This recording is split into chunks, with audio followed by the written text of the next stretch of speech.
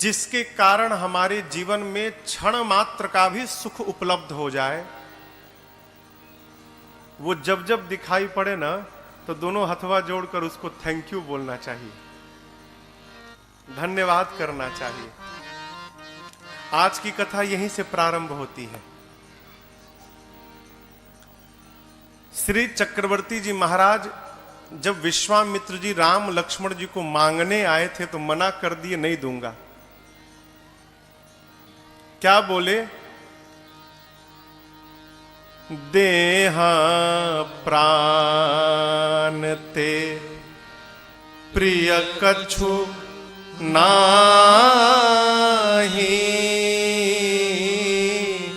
सो मुनि देव निमिष एक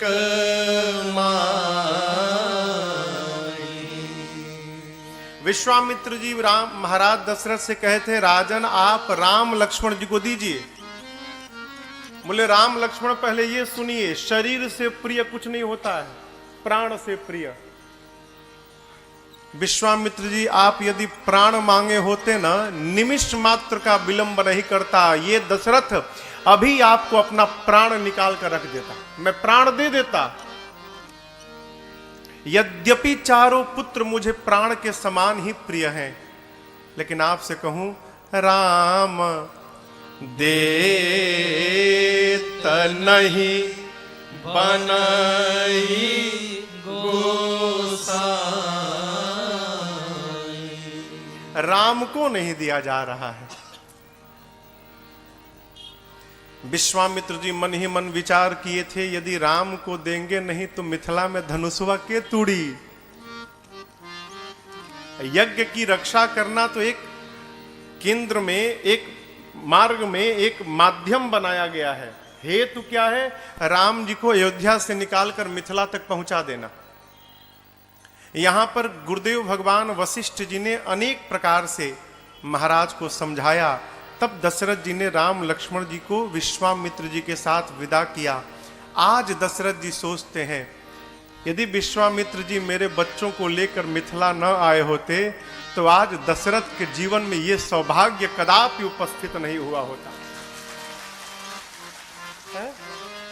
अस्तु महाराज दशरथ जैसे विश्वामित्र जी को देखते हैं, बाबा कहते हैं, बार बार कौशिक चरण शीस नाई कह राव, यह सब सुख मुनिराज तव कृपा कटाक्ष पसार। बार बार श्री चक्रवर्ती जी महाराज विश्वामित्र जी के चरणों में दंडवत करते हैं, बार बार, और प्रणाम करके कहते हैं, गुरुदेव आपने कृपा न की होती ना तो आज दशरथ के जीवन में ये सुख की घड़ी नहीं आई होती। आपकी बड़ी करुणा प्रभु मेरे पर। ये सीखने योग्य व्यवहार है। हम बार बार कथाओं में एक बात आती है और आपसे सविनय निवेदन करते हैं, घर में परिवार में जिसके कारण हमारा मन भगवान की ओर बढ़ रहा है, वो जब जब दिखाई पड़े ना, दोनों हाथ जोड़कर प्रणाम करिए और उसको सब प्रकार से धन्यवाद करिए। आपकी बड़ी कृपा मेरे पर, आप ना होते तो हम कहां पहुंचे होते।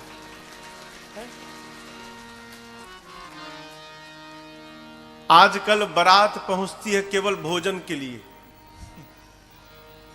बारात पहुंची कि ना, का बनल बा हो भोजन में।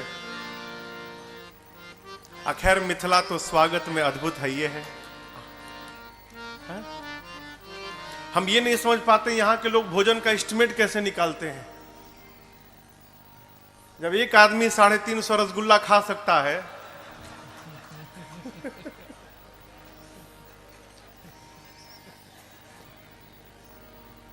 स्वागत सीखना हो तो मिथिला में आना चाहिए। मिथिला में जैसा स्वागत हो जाता है पाहुन का, वैसा स्वागत पूरे ब्रह्मांड में कहीं नहीं हो पाता है। ये मिथिला अद्भुत हो, अद्भुत नगरी।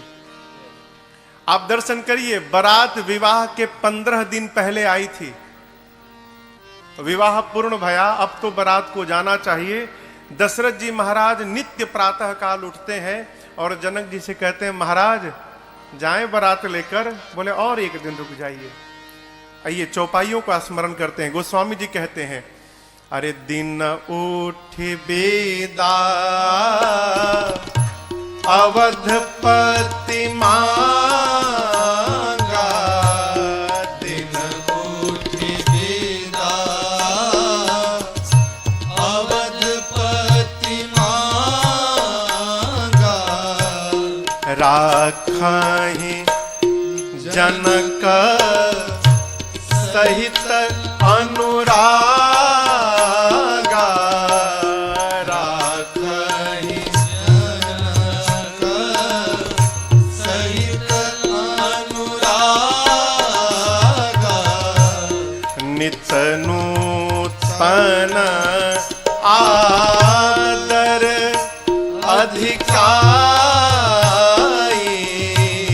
नित नूतन आदर अधिकाई, दिन प्रति सहस भांति पहुनाई, दिन प्रति दिन भर सहस भांति पहुनाई, नित नव नगर आनंद उछाहु, नित नव नगर आनंद उछाहु, और दशरथ गवन सोहाई न काहू, दशरथ गवन सोहाई न काहू, बहुत दिवस बीते एहि भांति, बहुत दिवस बीते एहि भांति, जनु स्नेह रज बंधे बराते, जनु स्नेह रज बंधे बराते, जनु स्नेह रज बंधे बराते, जनु स्नेह रज बंधे बराते।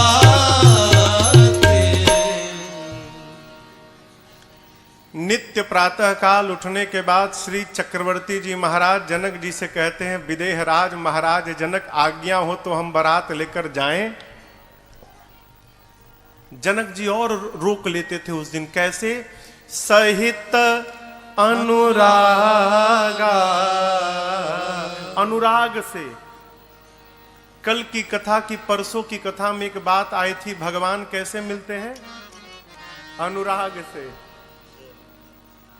जिस अनुराग से भगवान प्राप्त होते हैं, जनक जी महाराज उसी अनुराग से भगवान ही नहीं पूरे बरातियों को रोक लेते। अरे जब अनुराग से भगवाने रुक जा रहे हैं तो बरातियों की क्या गिनती है? ये अनुराग दिखाई कैसे पड़ रहा है? व्यवहार से। आपको एक बात बतावें, जैसा हमारा विचार रहता है ना, वैसा ही हमारा व्यवहार बनता है।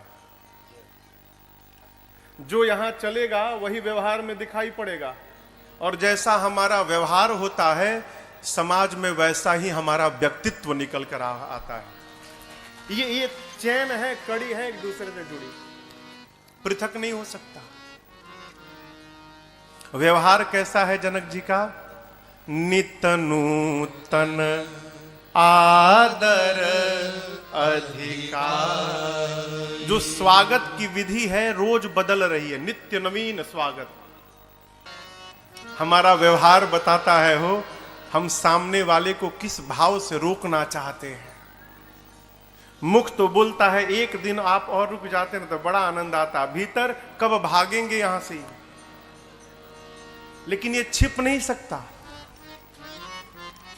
जनक जी महाराज इतना आदर करते हैं ना, वो बारातियों का जाने का भी मन नहीं करता। कई दिन बीते, महापुरुषों ने अलग अलग गणना बताई है। कई कहते हैं कई महीने रहे, कुछ कहते हैं 15 दिन रहे। जो भी हो, यहां पर बहुत दिवस कहा गोस्वामी जी ने, बहुत दिन बीते। तब एक दिन विश्वामित्र जी, गुरुदेव भगवान वशिष्ठ जी, सतानंद जी, सभी महापुरुषों ने मिलकर जनक जी से कहा, महाराज बहुत भया, अब आप दशरथ जी को बारात के साथ विदा करिए यहां से। जनक जी महाराज ने मंत्रियों को बुलाकर कहा कि रनिवास में सूचना भिजवाइए, अब बेटियों को विदा के लिए तैयार किया जाए। आपको बतावें, ये बात मिथिला में आग की भांति फैल गई। लोग घरों से बाहर निकलकर दौड़ दौड़ कर एक दूसरे से पूछने लगे, है तुमने सुना है क्या सत्य में दशरथ जी बारात लेकर चले जाएंगे अब? तो कहते हैं मैंने भी सुना। जिस प्रकार जल से मछली को निकाल कर छोड़ दो और जैसे मछली छटपटाने लगती है, मिथिला के लोग सुने कि अब किशोरी जी और राम जी यहां से चले जाएंगे, है, लोग छटपटाने लगे।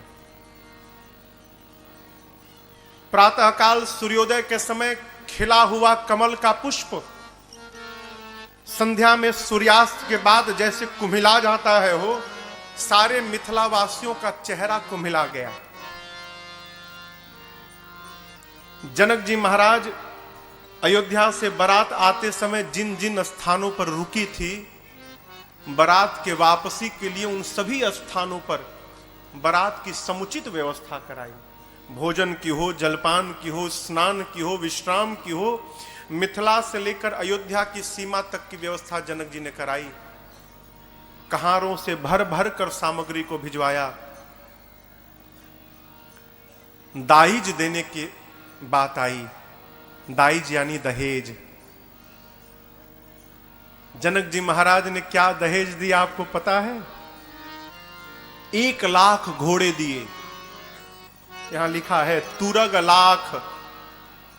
वो 1 लाख घोड़े होंगे क्या, तो उनको बांधने के लिए 25,000 रथ दिए। एक एक रथ में 4-4 घोड़े बांधे जाएंगे। 10,000 हाथियों को दिया, जो हाथी सिर से पांव तक सजे थे। और उन हाथियों को देखकर दिस्कुंजर देवता इंद्र लज्जित हो जाएं, दिग्पाल लज्जित हो जाएं कि ऐसे हाथी तो हमारे पास भी नहीं है। कहारों से भर भर कर जनक जी महाराज ने नाना प्रकार के वस्त्रों को, हारों को, स्वर्ण को, असरफियों को, नाना प्रकार की गौ माताओं को, महिषियों को इतना दाइज दिया जनक जी ने जिसका वर्णन नहीं हो सकता। देखिए, दहेज कोई बुरी बात नहीं है। बुरी बात क्या है? वर का पिता कन्या के पिता से जो मुख खोल कर दहेज मांगता है, यह बहुत बुरी बात है। क्षमा करिएगा, मुझे पता चला है, मुझे लोग बताते हैं कि महाराज मिथिला में लोग दहेज लेकर ना लड़की वाले को मार डालते हैं। क्या आप सब बेहतर जानते होंगे मेरे से, लेकिन आपसे प्रार्थना करूं माई बाप, एक सूत्र सदैव याद रखिएगा, जीवन में आराम से कुछ नहीं प्राप्त होना चाहिए। जो धन आराम से प्राप्त हो जाता है ना, वो बहुत कुछ लेकर जाता है। पता कब चलता है? जब पास का भी समाप्त हो जाता है, तब पता चलता है वो मैंने गलत व्यवहार कर दिया है। जो सुख अपनी कमाई से प्राप्त हो सकता है, वो प्राप्त हुए धन से जीवन में कभी सुखी होने वाला नहीं है, कदापि नहीं होने वाला। वर के पिता के लिए योग्य है कि कन्या का पिता अपनी शक्ति और सामर्थ्य से जो कुछ भी दहेज में प्रदान करे, लड़के के पिता को उसको सहर्ष स्वीकार करना चाहिए। अनेक प्रकार से दाइज दिया बेटियों को माताएं दुल्हन के रूप में सजाती हैं और नारी धर्म का सुंदर उपदेश करती हैं। माताएं बेटियों को क्या करती हैं सुनिए। पहले तो आशीर्वाद देती हैं, होए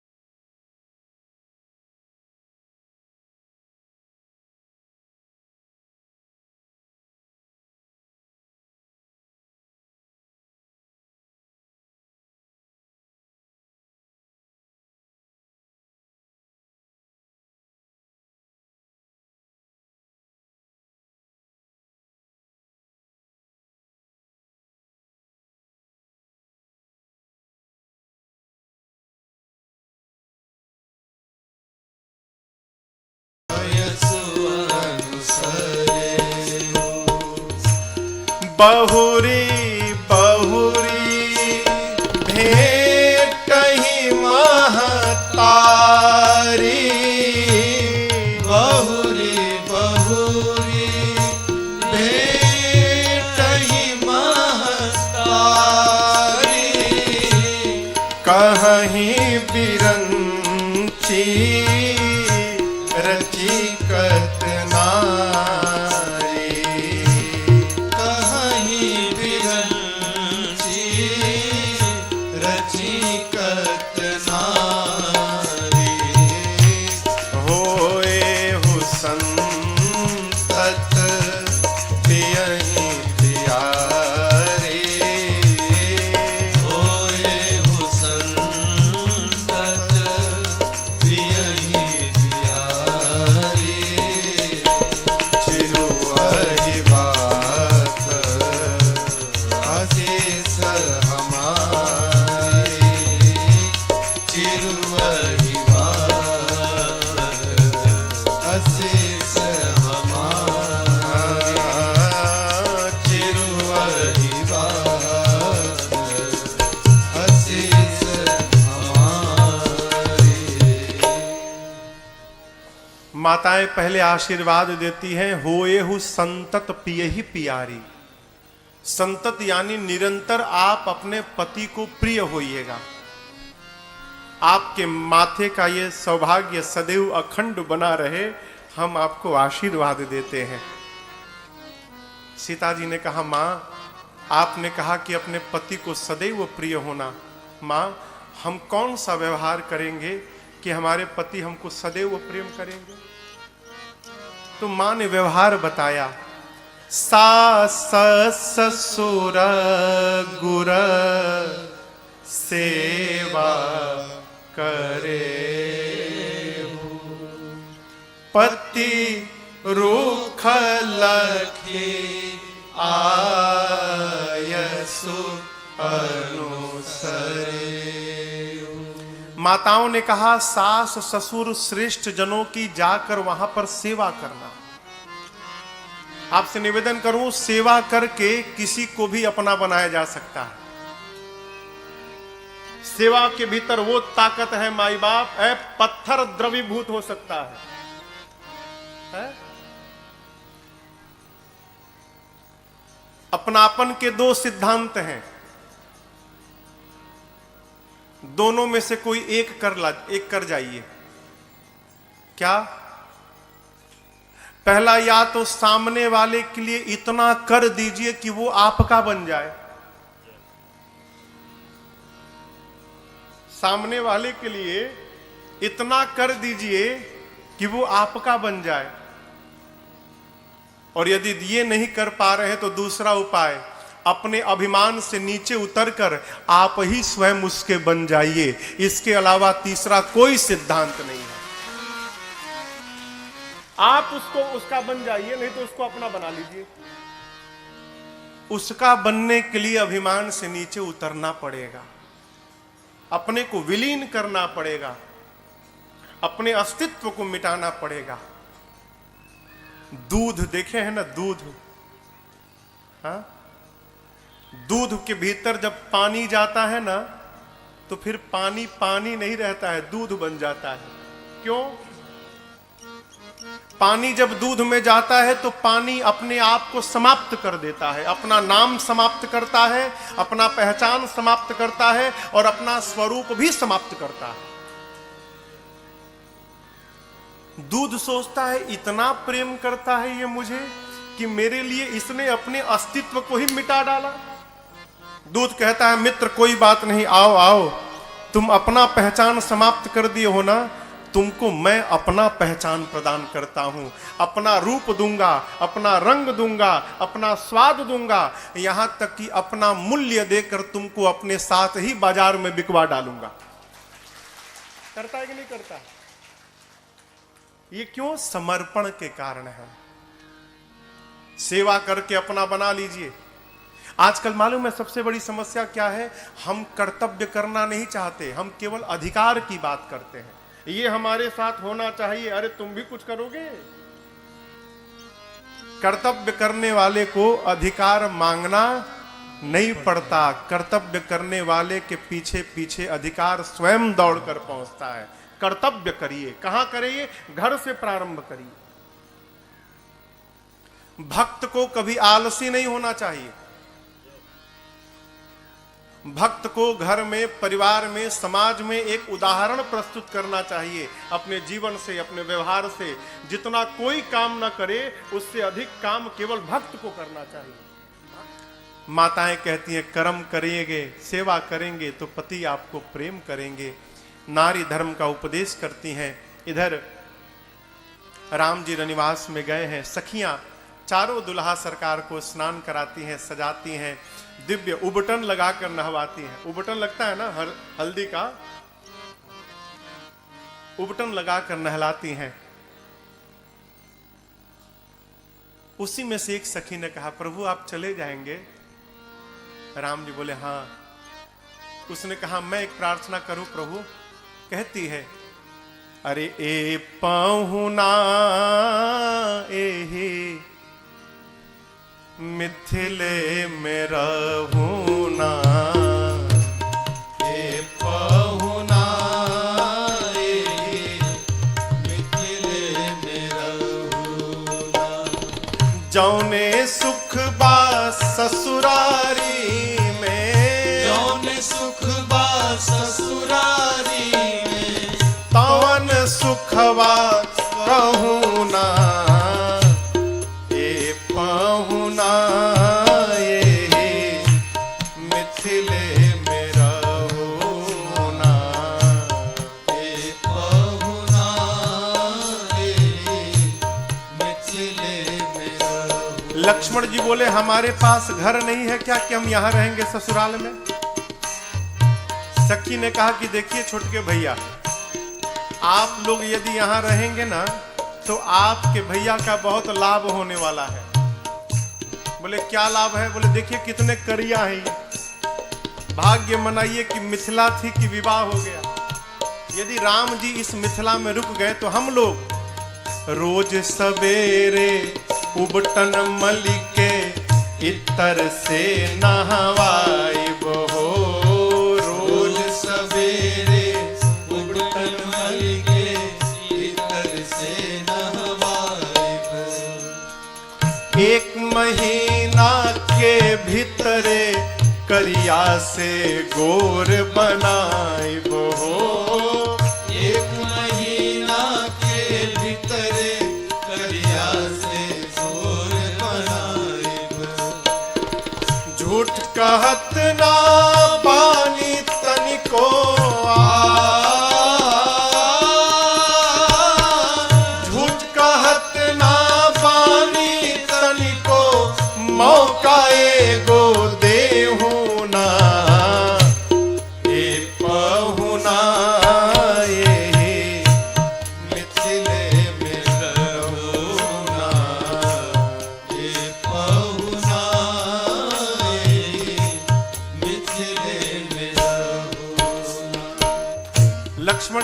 तो भैया का लाभ, हमार लाभ,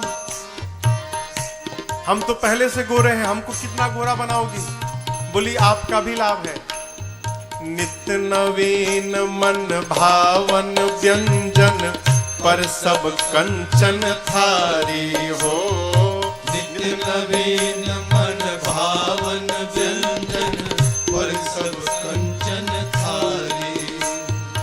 स्वाद भूख बढ़ी जाई, सुनी साली सरहज के गारी हो।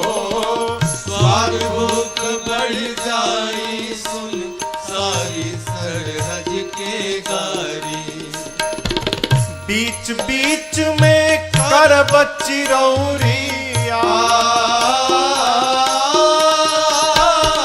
बीच बीच में करब चिरौरी, और कुछ ले ना ए पहुना।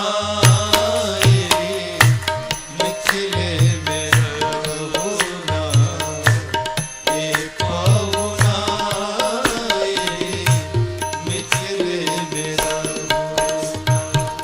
लक्ष्मण जी बोले राम जी से, भैया हमारी सेटिंग हो गई है,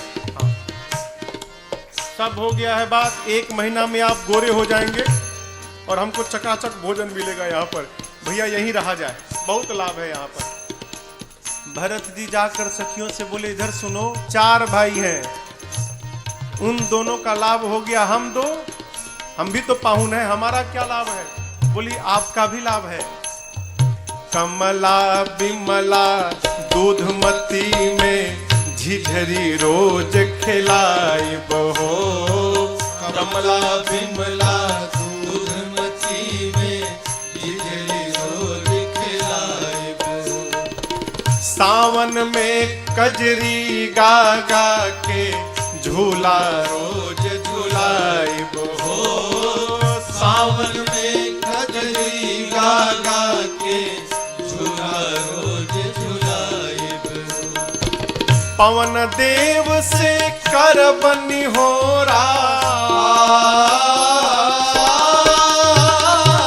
पवन देव से करबनि होरा, हौले हौले बहुना ए पहुना। मिथिले में रहुना, एक पहुना, मिथिले में रहुना।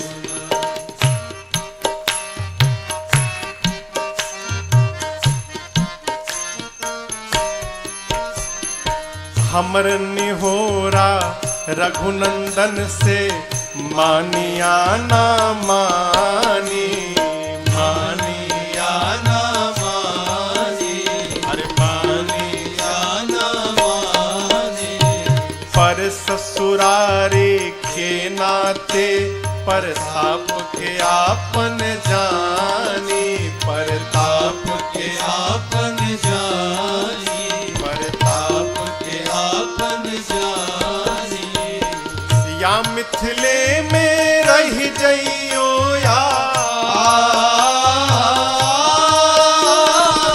या मिथिले में रह जइयो, या संग अपने रख ले हो ना ए पहुना, मिथिले में रहुना, ए पहुना, मिथिले में रहुना।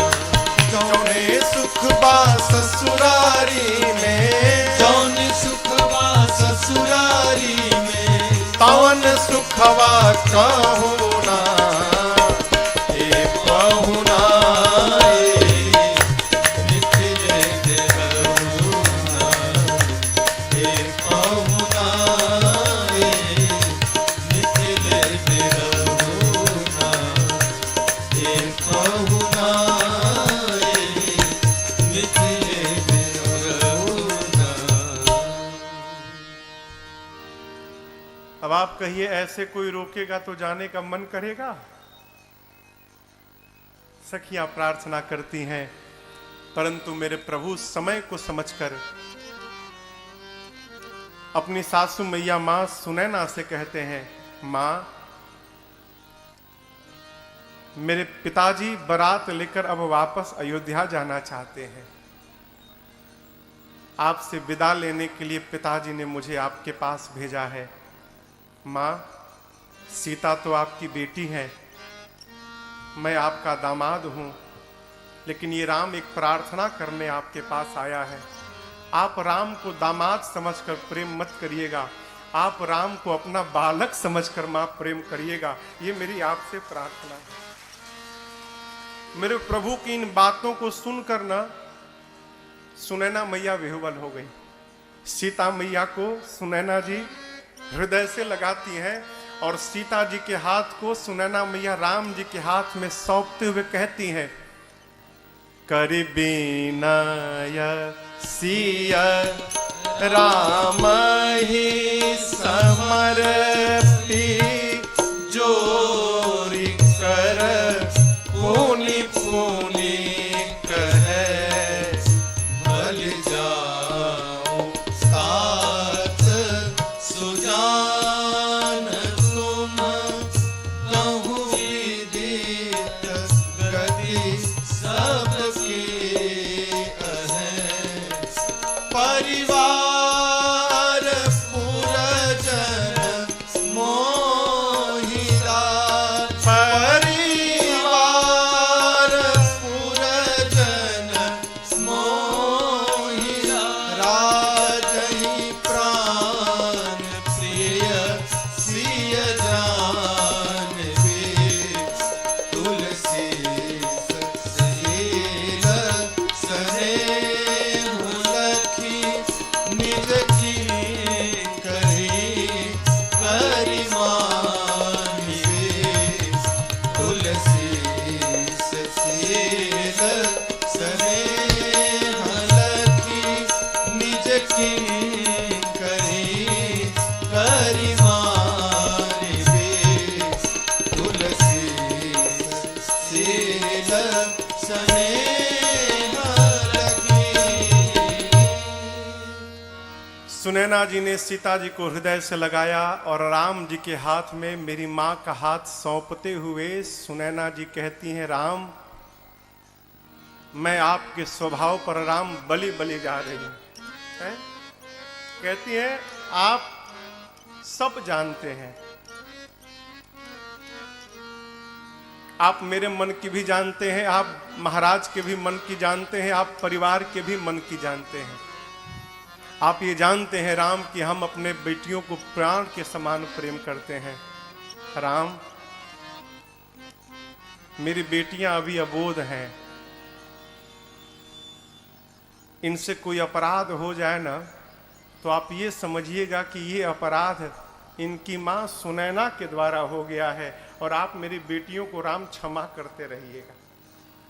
आप इनको अपनी चरणों की सेविका मानकर रखिएगा। राम, मेरे प्रभु सुने बारंबार अपनी सासू मैया को प्रणाम करते। ये मेरे प्रभु से सीखने योग्य बात है, चरित्र है। कई लोग ससुराल में जाकर घर में भले 0 वाट का बल्ब रहे, लेकिन ससुराल में पहुंचते 1000 वाट का हैलोजन हो जाते हैं। एक हमसे महापुरुष मिले, कहे महाराज दामाद का मतलब समझते हैं क्या है? उनके नहीं मालूम। जिसको देखने के बाद सास ससुर का दम निकलने लगे वो दामाद, जिसको देखकर दम फूल जाए।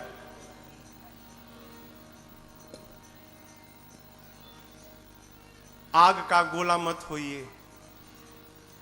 क्यों? आग का गोला जहां जाता है केवल तबाही ही तबाही करता है। बनना है तो चंद्रमा की शीतलता के समान बनिए। जो गर्म है अपनी शीतलता से उसको भी शांत कर देता है। ये चरित्र है। मेरे प्रभु कितने शील हैं, वो बारंबार सासू माताओं को प्रणाम करते हैं, सासू मैया को प्रणाम करते हैं। प्रभु के साथ मैया दुल्हन के रूप में विदा लेकर जाती हैं। ऐसा लगता है मानो मिथिला में करुणा ने आकर डेरा डाल दिया। जो जहां है वही रो रहा है। मनुष्य नहीं, मनुष्य को तो छोड़िए, अश्वशाले में अश्व रो रहे हैं। गौशाले में गौ माताएं रो रही हैं। सोने के पिंजड़े में मेरी माँ तोता मैना को पाल के रखी थी। तोता मैना ने सीता जी को जाते देखा है, तड़पने लगे। तोता मैना बार बार कहते मुझे सोने के पिंजड़े में नहीं रहना, मुझे तो अपने किशोरी के चरणों में रहना है, मुझे तुरंत यहां से बाहर निकाला जाए। अब आप कल्पना करिए, जिसके वियोग में जीव जंतुओं की ये गति है, वहां पर जो मनुष्य होंगे उनकी क्या दशा भई होगी। आज जनक जी महाराज वैरागी कहे जाते थे, आज अपना सारा वैराग्य भूल गए। जिस बेटी को महाराज जनक ने गोद में खिलाया था, हो सीता जी के आने के बाद जनक जी समझ गए थे, ये मेरी बेटी मेरी भक्ति है जीवन की, और ये भक्ति मेरे पास आई है तो इसी भक्ति के कारण मुझे एक दिन भगवान का दर्शन प्राप्त होगा। और भया भी, सीता मैया के कारण ही जनक जी को भगवान का दर्शन भया। जनक जी आज बिलख बिलख के रो रहे हैं कि जिस भक्ति ने मुझे भगवान का दर्शन कराया, मेरे जीवन की वो भक्ति मुझे छोड़कर आज जा रही है, अब मैं किसके सहारे यहां पर रहूंगा। महाराज बहुत रोए। सचिव लोग संभालते हैं, महाराज धीरज रखिए। 4 सुंदर पालकियों को मंगाकर महाराज ने बेटियों को हृदय से लगाकर पालकी पर बिठाया है। इधर श्री चक्रवर्ती जी महाराज ब्राह्मणों को बुलाकर दान देते हैं, याचकों को संतुष्ट करते हैं और गौरी गणपति भगवान का स्मरण करके बारात को लेकर मिथिला से अयोध्या की ओर बढ़ते हैं। जनक जी कुछ दूर बारात को पहुंचाने गए। बार बार दशरथ जी के विदा करने के बाद भी जनक जी लौट कर नहीं आते, बारात के साथ ही जा रहे हैं।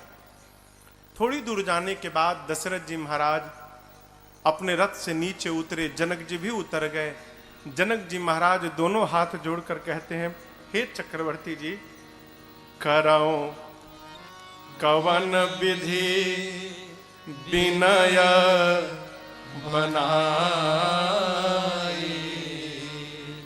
महाराज मोहि दीन्हा बढ़ाई। जनक जी कहते हैं, दशरथ जी मैं कोई बनावटी बात नहीं कर रहा हूं, मैं आपकी किस प्रकार से आपको धन्यवाद दूं। महाराज आज आपने मेरे साथ संबंध जोड़कर ना इस छोटे से जनक को भी आपने 7वें आसमान पर बिठा दिया है। आपके साथ संबंध होने के कारण मैं भी बड़ा बात बन गया। दशरथ जी कहते हैं, महाराज जनक आप उल्टी बात कर रहे हैं। आपने अपनी बेटियों को दिया है और मैंने आपकी बेटियों को लिया है, और जगत जानता है कि सदैव लेने वाले से बड़ा देने वाला रहता है। महाराज मैं बड़ा नहीं हूं, आप बड़े हैं क्योंकि आपने दिया है। बड़ा देता है ना, यही बड़प्पन है। कोई भी व्यक्ति धन से बड़ा नहीं होता, अपने विचार से बड़ा होता है। बड़ा कौन है? माई बाप। जो सबके भीतर बड़प्पन का दर्शन करता है वो बड़ा आदमी है। जो किसी को भी अपने से छोटा नहीं मानता वो बड़ा आदमी है।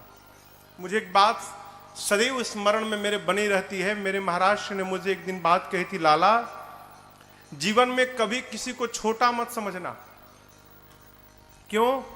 क्योंकि छोटे से बीज के भीतर एक विशाल बरगद का वृक्ष छिपा हुआ रहता है। न जाने कब वो अंकुरित हो जाए और विशाल रूप धारण कर ले। उसी प्रकार कौन सा मनुष्य कब किस स्थान पर पहुंच जाए कोई जानने वाला नहीं है। बड़ा कौन? जिसके पास छोटा भी पहुंचकर बड़ा बन जाए वो बड़ा आदमी है। छोटा पहुंच के बड़ा बन जाए। दोनों परस्पर एक दूसरे को बड़ाई दे रहे हैं। राम जी चारों भाई, तीनों भाइयों के साथ अपने ससुर जी को प्रणाम करते हैं। यहां एक बड़ी अद्भुत घटना घटी। जब राम जी प्रणाम कर लिए ना, जनक जी ने आशीर्वाद दे दिया, तब जनक जी महाराज ने राम जी से कहा, राम जी समाज की दृष्टि में आप मेरे दामाद हैं, मैं आपको आशीर्वाद देता हूं, लेकिन आज मैं अपने दामाद से बात नहीं कर रहा हूं राम जी। आज जनक अपने भगवान के सामने खड़ा है और मैं अपने भगवान से बात करना चाहता हूं। राम जी बोले, बोलिए। जनक जी ने कहा, प्रभु मैं आपसे कुछ मांगूंगा तो आप मुझे देंगे नाथ? मैं अपने दामाद से नहीं मांग रहा हूं, मैं अपने भगवान से मांगना चाहता हूं। राम जी बोले, यदि भगवान मान के मांग रहे तो जरूर दूंगा, मांगिए क्या चाहिए। जनक जी कहते, प्रभु मैं बारंबार आपसे केवल यही मांगता हूं नाथ, एक आशीर्वाद मुझे दे दीजिए। इस जनक का मन आज के बाद आपके चरणों को छोड़कर प्रभु कहीं न भटके, मेरा मन आपके चरणों में ही लगा रहे, इसके अलावा मुझे आपसे कुछ नहीं चाहिए। प्रभु ने आशीर्वाद दिया और श्री चक्रवर्ती जी महाराज बारात को लेकर मिथिला से वापस श्री धाम अयोध्या पहुंचे।